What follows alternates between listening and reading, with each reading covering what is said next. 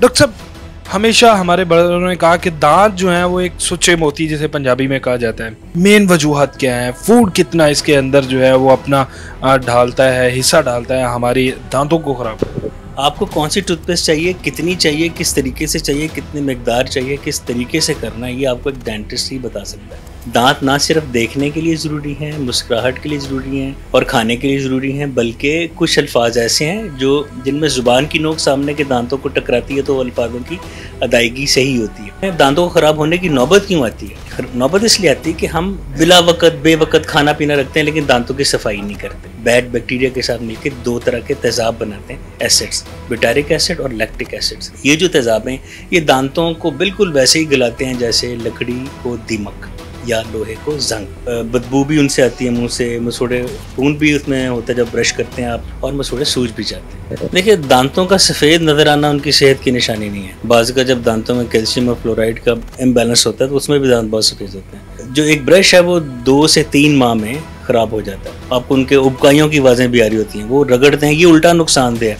और जो दांतों की पहली हिफाजत है, एनामल है, उसको उड़ा देता है जिससे कि सेंसिटिविटी आ जाती है। आप जब मिसवाक को चबाते हैं उसका जो एक्सट्रैक्ट होता है वो बड़ा मुफीद है, एंटी फंगल है, एंटी बैक्टीरियल, एंटीसेप्टिक है। वो ऐसे ऊपर नीचे लगे होते हैं, ऐसे ऊपर से नीचे। कुछ टूथपेस्ट ऐसी जिनमें देखा गया कि स्टेरॉइड्स की भी हल्की सी मिकदार है, उसको टूथपेस्ट लगाते सुकून आए और डेंटिस्ट पर उसका खर्चा बच जाए और वो हमारी टूथपेस्ट पे लगा रहे। बिस्मिल्लाहिर्रहमानिर्रहीम, अस्सलाम वालेकुम नाज़रीन। अगर हम बात करें अच्छी सेहत की तो उसके लिए अच्छे दांत होना ज़रूरी हैं, और यही आज दांतों के मसाइल को लेकर और अताइयों की जो एक भरमार है उसको लेकर, और क्यों एक बड़ा अहम हमारे इस्लाम के अंदर एक बड़ा अहम जुज़ था मसवाक का, जिसकी बरकतें थीं, वो क्यों आज ख़त्म होता गया, जिद्दत आती गई, क्यों दूसरी चीज़ों ने जो है हमें अपने गलबा उनका हमारे ऊपर आ गया और हम जो है वो दूरी भी इख्तियार कर गए। उसके बाद बेशुमार ऐसे मसाइल, ऐसी बीमारियां जो हैं वो सिर्फ़ हमारे नाकिस दांतों की वजह से या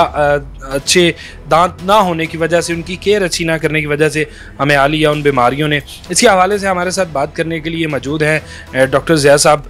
डॉक्टर साहब का 28 साल एक्सपीरियंस, सिर्फ जो है वो डेंटिस्ट, एज ए डेंटिस्ट इन्होंने 28 साल इस फील्ड को दिए, और बड़ा दिलचस्प इनके इस फील्ड में आने के भी किस्से हैं। मज़ीद उन्हीं से जानेंगे। बहुत शुक्रिया डॉक्टर साहब। डॉक्टर साहब, हमेशा हमारे बड़ों ने कहा कि दांत जो हैं वो एक सुच्चे मोती जिसे पंजाबी में कहा जाता है, और यही हमारी सेहत का भी राज है। और इसका अगर हम देखें शरीयत के साथ या इस्लामी पॉइंट ऑफ व्यू से तो चबा के खाना, लेकिन जिसके दांत ही कमज़ोर हैं वो क्या चबाएगा?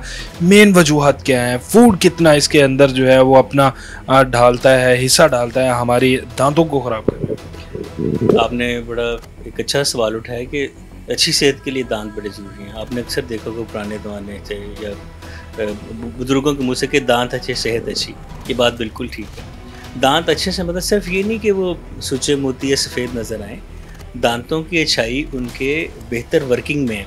दांत ना सिर्फ देखने के लिए ज़रूरी हैं, मुस्कुराहट के लिए ज़रूरी हैं और खाने के लिए ज़रूरी हैं, बल्कि कुछ अल्फाज ऐसे हैं जो जिनमें ज़ुबान की नोक सामने के दांतों को टकराती है तो अल्फाजों की अदायगी सही होती है। तो दांत खाने पीने के साथ साथ आपकी जनरल कॉन्फिडेंस के लिए भी ज़रूरी है, शख्सियत के ऊपर होता है। ठीक है, अब आपने कहा कि जिस शख्स के दांत ही कमज़ोर होंगे तो वो क्या खाएगा।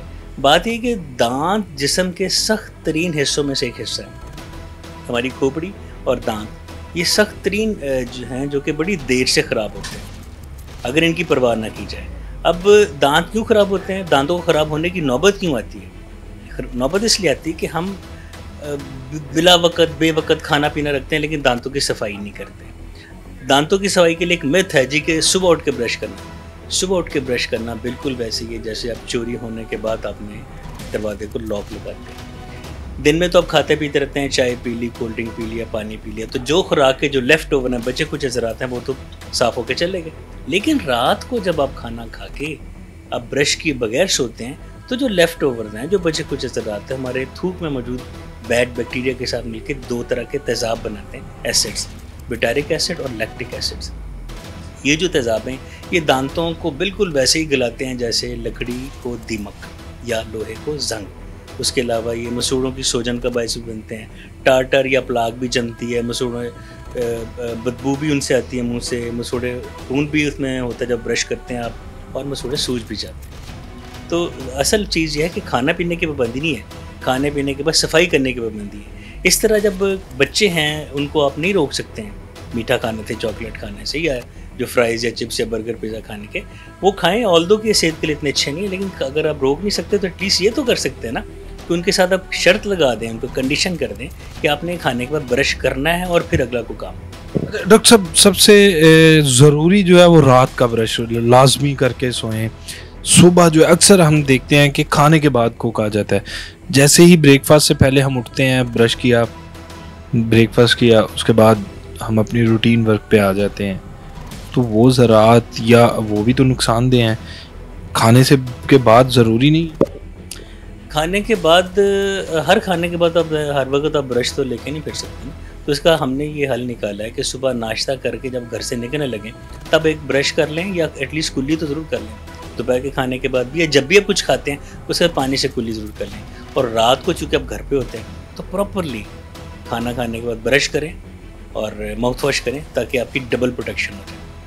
अच्छा डॉक्टर साहब, ये तो ब्रश की बात हो गई कि ब्रश करें सेफ्टी, लेकिन अक्सर हम देखते हैं लोगों को कि बड़े सफ़ेद दांत हैं माशाल्लाह, जब स्माइल करते हैं तो एक दिलकश मुस्कुराहट जो है वो देखने में आती है, लेकिन उनको बड़े मसाइल हैं।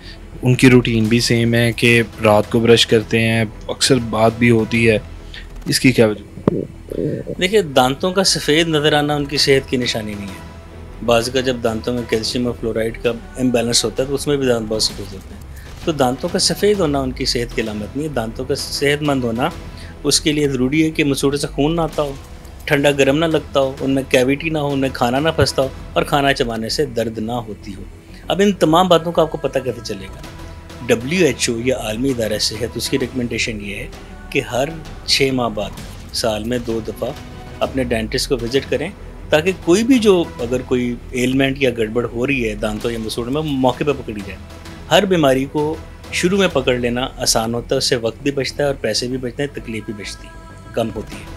लेकिन जब हम कभी जाएंगे ही नहीं डेंटिस्ट के पास, और हमें पता ही नहीं, छोटी मोटी बातों को हम वैसे इग्नोर करने कहती हैं। इंसान बेसिकली सहूलत पसंद है ना, वो कहता है जब कोई मसला होगा फिर देखेंगे।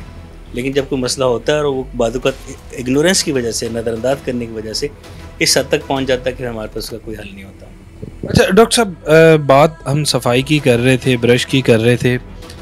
एक ब्रश जो है वो ज़्यादा से ज़्यादा कितना चलना चाहिए? मैं ऑफ द रिकॉर्ड पहले भी आपसे एक बात की थी, एक ब्रश को अक्सर घरों में देखते हैं कि एक ब्रश जो है वो उसका इतना पुराना हो जाता है, लेकिन और नए ब्रश की भी अगर बात करें तो उसके अंदर भी वो पेस्ट के ज़रात जो है वो रह जाते हैं। उसको ब्रश किया, धोया, रख दिया, प्रॉपर उसकी भी सफाई नहीं, वो भी तो नुकसानदेह है। बिल्कुल ऐसी है वो उस तरह, बल्कि अगर आप सफाई ब्रश की सफाई नहीं करते तो वो मज़ीद जरासीम का गढ़ बन जाता है। इसका हल ये है कि जब ब्रश कर लें उसके बाद आप उसको पानी की धार के नीचे रखें और अंगूठे से उसको यूँ एक दबा दें, ताकि जो बची कुची पेस्ट है वहाँ से वो निकल जाए। उसके अलावा आजकल तो ब्रशेज़ आ रहे हैं जिनके ऊपर कवर भी कर दिया जाता है, धो के, झटक के, खुश करके अपने हद तक उसको कवर कर दिया जाए।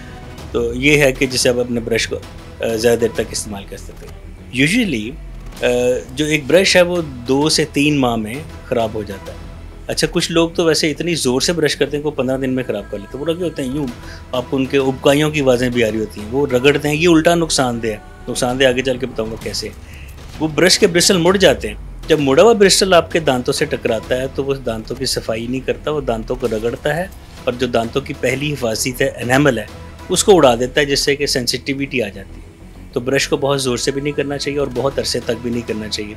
इसका तरीका ये है ब्रश को देखने का, आप उसको ब्रश को उसकी ट्यूब लाइट में देखें, अगर उसके ब्रिस्टल ज़रा से मुड़े हुए हैं तो आप उसको डिसकंटिन्यू कर दें। डॉक्टर साहब, ब्रश की अगर बात करें, सुन्नत के अंदर एक तरीका, एक दांतों की सफाई के हवाले से मसवाक बताई गई थी, रहमत का बाइस भी था। अब आहिस्ता आहिस्ता मॉडर्न होते जा रहे हैं, मसवाक से हम दूर हो गए हैं। मसवाक देखने में भी बहुत कम आती है, नहीं तो अक्सर लोग सुबह की नमाज के बाद मसवाक, इसकी क्या वजह है, क्यों इतना दूर हो गए हैं, और मसवाक कितनी फ़ायदेमंद? मिसवाक का सबसे बड़ा फ़ायदा तो ये है कि उसके ऊपर टूथपेस्ट नहीं लगानी पड़ती।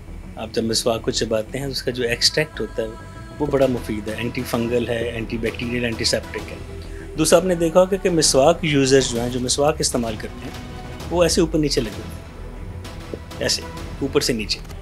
ब्रश करने का सही तरीका भी ऊपर से नीचे ही।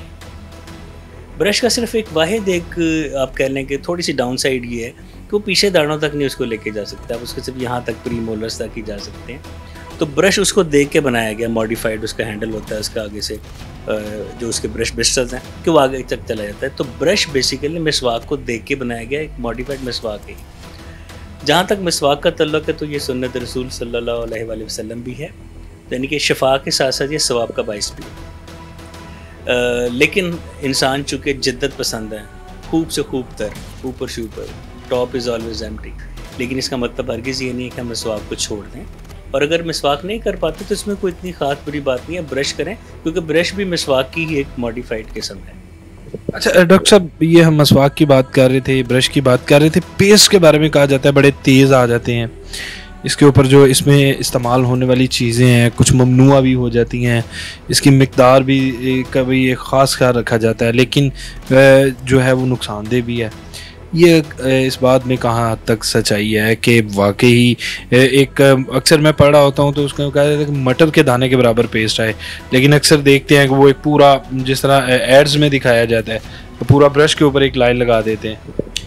ये जहाँ तक एड्स दे के टूथपेस्ट ख़रीदने की बात है, इसको मैंने बल्कि हर डेंटिस्ट ने हमेशा डिस्करेज ही किया। आपको कौन सी टूथपेस्ट चाहिए, कितनी चाहिए, किस तरीके से चाहिए, कितनी मकदार चाहिए, किस तरीके से करना है, ये आपको एक डेंटिस्ट ही बता सकता है। मैंने भी अपने इस बातचीत के शुरू में कहा कि हर 6 माह के बाद डेंटिस्ट को दिखाएं। उसका मतलब यही होता है कि डेंटिस्ट आपको बताता है कि आपको कौन सी टूथपेस्ट चाहिए। सेंसिटिविटी हो उसकी लेदर टूथपेस्ट है, ठंडा गर्म लग रहा हो, मसूड़ा से खून आता तो उसकी लेदर टूथपेस्ट है। दांतों को पीले को अब कुछ हद तक वाइट करना चाहते हैं, उसकी अपनी टूथपेस्ट है। रूटीन यूज़ की अपनी है। अब जो ओवर द काउंटर, ये जो कमर्शियल एड्स के थ्रू या जब ग्रॉसरी लेने जाते हैं तो डिपार्टमेंटल स्टोर से आप देखते हैं एक ब्रश के एक टूथपेस्ट का ब्रश फ्री है या एक टूथपेस्ट छोटी भी फ्री है, और इसी लालच में हम ले लेते हैं। हमें नहीं पता उसके इंग्रेडिएंट्स में क्या है। कुछ टूथपेस्ट ऐसे हैं जिनमें देखा गया कि स्टेरॉइड्स की भी हल्की सी मिकदार है, कुछ टूथपेस्ट में हल्का सा सुन करने का भी एलिमेंट डाला गया ताकि पेशेंट जो उसका क्लाइंट है टूथपेस्ट का, उसको टूथपेस्ट लगाते सुकून आए और डेंटिस्ट पर उसका खर्चा बच जाए और वो हमारी टूथपेस्ट पे लगा रहे। मैं कोई ब्रांड का नाम तो नहीं ले सकूँगा, लेकिन रिक्वेस्ट ये है कि ओवर द काउंटर ये बगैर डेंटिस्ट के मशवरे के कोई टूथपेस्ट ना ली जाए। अच्छा डॉक्टर साहब, ये तो बात होगी एक पेस्ट की। बड़े अताई बड़े मंजन बेचते हैं, दांत साफ़ हो जाएंगे और इस तरह चमकेंगे कि जैसे पता नहीं क्या क्या ख्वाब दिखा देते हैं। एक इंसान जिस तरह आप पहले भी बात की कि जिद्दत पसंद और आसान से आसान तर की तरफ जाता है, यहाँ इसमें क्या हकीकत है कि वो सामने लगा के देते हैं और दांत बिल्कुल जो है वो वाइट, और फिर चाहे उसके कुछ अर्सा बाद दोबारा वो असली हालत में आ जाए। ये क्या ऐसी चीज़? देखें, ये जो मंजन्स हैं जितने भी टूथ पाउडर्स हैं, हमें इसका कोई ख़ास अंदाज़ा नहीं है, लेकिन एक मैंने कहीं पढ़ा था कि इसमें के जो कैल्शियम कार्बोनेट जो ब्लैक बोर्ड पे चौक से लिखते हैं वो उसको पीस के डाला होता है। कुछ पेस्ट जो मंजन्स हैं उनमें तो वो कोयला पीस के डाला हुआ है। जैसे हमारे एक पुराने ज़माने से एक चलता आ रहा है कि अगर दांतों को सफ़ेद करना तो बादाम के छिलकों को जला के पीस के करते हैं। मैंने शुरू में बताया था कि जो ब्रश आप ज़ोर से करते हैं तो दांतों की एनामल की जो सतह वो ख़राब हो जाती है। इसी तरह जब यह चौक या कोयला या जले हुए बादामों के छिलके जब रगड़ते हैं उंगली के साथ, वो भी तो वो रगड़ की कैफियत पैदा होती है। आप अपने हाथ को ऐसे उंगली से रगड़ें तो आपको थोड़ी देर बाद एक हीट फील होगी। ये मैकेनिकल फ्रिक्शन की एक हरारत है। वही आप उंगली से आप दांतों के साथ ऊपर से डबल अप ये कर देते हैं कि छिलके आप और कोयला मलना शुरू कर देंगे तो वक्ती तौर पे तो दांत साफ़ हो जाएंगे, लेकिन वो दांत वाकई साफ़ हो जाएंगे एनामल उतरने से। आपने देखा कि जो घरों में बर्तन मांजने का रिवाज था रेत के साथ या कोयले के साथ, उसमें वो दाग तो उतर जाते थे लेकिन एक बर्तन की एक लेयर भी उतरती थी साथ, एल्युमिनियम की या जो भी है स्टील की। इसी तरह दांतों की लेयर भी उतरने के चांसेस होते हैं जिसको एनामल कहते हैं। सफाई करवाई जाती है दांतों की, लेयर तो उसमें भी उतरती है और वो इतना तकलीफ दे तो नहीं है। वो आप एज ए डेंटिस्ट उस सफाई को किस तरह से देखते हैं कि एक बिल्कुल हमने पहले शुरू में बात की कि दांत जो है वो शख्सियत एक निखार देते हैं जब आपके दांत साफ़ हैं, लेकिन अगर इस तरह सफाई के दौरान भी लेयर उतरती है जिस तरह वो मशीन के साथ किए जाते हैं तो वो नुकसानदेह नहीं। यहाँ मैं एक बहुत बड़ी मिथ है, ये मैं दूर कर दूँ कि जिसको सफाई का प्रोसेस कहते हैं ना, उसको हम स्केलिंग कहते हैं। स्केलिंग अगर आप क्वालिफाइड डेंटिस्ट से कराएंगे तो कभी आपके दांत नहीं खराब होंगे, क्योंकि वो लेयर नहीं उतारता, वो उस मैल की लेयर उतारता है। हमारे पास अल्ट्रासोनिक वाइब्रेटिंग टिप्स होती हैं जो कि उस मैल को उतारती हैं जो दांतों पे जमा हुआ है, या स्मोकिंग के स्टेन्स हैं, कॉफ़ी के हैं, सिगरेट के स्टेन्स हैं या किसी भी पान छाली के स्टेन्स हैं, वो स्टेन्स को हम वाइब्रेट करके उतारते हैं। जहाँ तक आपने बात की कि मशीन से रगड़ के, ये वो अताई जो क्वैक्स होते हैं, वो डायमंड की जो बर्फ्स के साथ फौरी तौर पे, चूँकि उन्हें पता तो है नहीं कि दांत की एनाटॉमी क्या है, दांत की कौन सी लेयर है जो कि सेंसिटिविटी पैदा कर सकती है, जो सबसे पहले एनामल होती है, वो मशीन से जो रगड़ते हैं ना, वो फौरी दाग तो उतर जाते हैं, साथ दांत भी रगड़ा जाता है और इन एक्चुअल रगड़ा जाता है। ठीक है ना, रगड़ा गया जनाब, वो वैसे दांत रगड़ा जाता है। हम जो क्वालिफाइड डेंटिस्ट हैं, हम चूँकि मॉनिटर होते हैं, गवर्नमेंट के कुछ इदारे हैं जो कि हमें भी मॉनिटर करते हैं, जैसे कि पंजाब हेल्थ केयर कमीशन है, मेरे ख्याल में ये ज़रूरी इदारा है जो कि मरीज़ों को भी प्रोटेक्ट करता है और डॉक्टर्स को भी प्रोटेक्ट करता है। वो हमें भी चेक करते हैं कि हमारे पास कोई चीज़ ऐसी तो नहीं जो कि दांतों के लिए नुकसानदेह हो। और क्वालिफाइड डेंटिस्ट मैं आपको पूरे वसूख और दावे से कहता हूँ, 100% क्वालिफाइड डेंटिस्ट कभी अपने मरीज़ के साथ इस तरह का घटिया या 2 नंबर काम नहीं कर सकते। क्वैक्स या अताइयों का काम है। अच्छा डॉक्टर साहब, अताइयों की बात करें, अताइयों का इलाज जो है ना वो सस्ता है, जो एक बड़ा आज के ज़माने में इफेक्ट है। आपके अगर हम किसी एक क्वालिफाइड डॉक्टर के पास जाएं तो उनके पास जो है जनाब, एक अगर जस्ट चेकिंग फ़ीस या अब पहला विज़िट फ़ीस जो है वो 1000 से स्टार्ट होती है। अताई जो है वो 200 में उसको तकलीफ़ जो है वो उसे छुटकारा दे देती है। ये बड़े प्रोग्राम्स में मुझसे ये बात होती है कि डेंटिस्ट महंगे होने की वजह से लोग अताइयों के पास जाते हैं। तो अगर आप समझते हैं कि डेंटिस्ट महंगे हैं, जो कि उसकी रीज़न्स बहुत हैं, तो आप सरकारी हॉस्पिटल्स में चले जाएँ। गवर्नमेंट ने बड़े अच्छे हॉस्पिटल बना दिए हैं, बड़े अच्छे उनके अब जो डेंटल आउटडोर हैं बड़े अच्छे हैं, उनके सर्जिकल जो प्रोसीजर हैं, थिएटर्स बड़े क्वालिफाइड हैं। वहाँ पे एक से एक क्वालिफाइड वहाँ पे सर्जन्स, डेंटल सर्जन्स और मैक्सिलोफेशियल सर्जन्स हैं, वो हैं। बात है कि प्राइवेट डेंटिस्ट इसलिए महंगा होता है कि हमारे सारे जो मटेरियल्स हैं, ये इक्विपमेंट है, ये जैसे अब ये डेंटल चेयर है मेरी, या जो इसमें फिलिंग मटेरियल सारे इंपोर्ट होते हैं। हम जब डिस्ट्रीब्यूटर से ख़रीदते हैं तो उसमें सारे टैक्सेस और ड्यूटीज़ डाल के हमें देते हैं, और हम जब मरीज़ पे यूज़ करते हैं ज़ाहिर बात है हमने कॉस्ट तो निकालनी है। तो प्राइवेट डेंटिस्ट इसलिए थोड़ा सा महंगा फ़ील होता है। हमने उसका ये हाल रखा हुआ है कि हम ऐसे पेशेंट जो हमें लगता है डिज़र्विंग हैं, ये बताते हैं वो, हम उनके साथ फिर इंस्टॉलमेंट्स कर लेते हैं। तो लेकिन मेरा मशवरा ये है कि अगर लगता है ऐसा तो आप सरकारी तौर पे सरकारी हॉस्पिटल में चले जाएं, लेकिन क्वैक्स या अताइयों के हत्थे ना चढ़ें। ये एक मसला आपका बाज़ाहिर सही करेंगे, साथ 2-3 और भी लग जाने के चांसेस हैं। बहुत शुक्रिया डॉक्टर साहब, आपने टाइम दिया। नाज़रीन, डॉक्टर साहब की गुफ्तगू आपने सुनी, उम्मीद करते हैं प्रोग्राम पसंद आया होगा। इसके साथ ही हमें दीजिए इजाज़त, अल्लाह ने के बाद।